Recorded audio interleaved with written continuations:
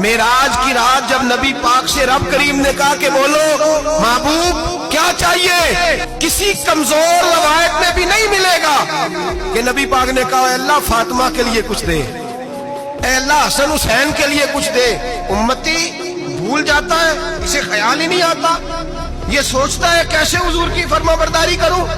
मेरे नबी करीम अलैहिस्सलाम फरमाते हैं जब रब ने पूछा कि अभी कुछ मांग ले, ना हसन की बात, ना हुसैन की बात, ना फातिमा की बात, ना अली की बात, ना अबू बकर, ना उमर, ना उस्मान, ना तलहा बिलाल, नबी पाक ने कहा अल्लाह तो मेरे साथ गुनाहगारों की बात कर, ऐ अल्लाह तो गुनाहगारों की बात कर, ये भूल जाएंगे, भटक जाएंगे, ऐ अल्लाह गलतियां करेंगे, तू क्या करेगा।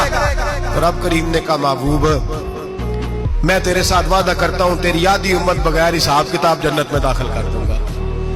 नबी करीम ने फरमाया मौला नहीं, ये बात मुझे काबिल कबूल है, अभी तू क्या चाहता है। तो कहा अल्लाह तू मुझे सिफारिश का हक अता कर, तू मुझे इजाजत दे, मैं कहता जाऊं तो माफ करते जाना।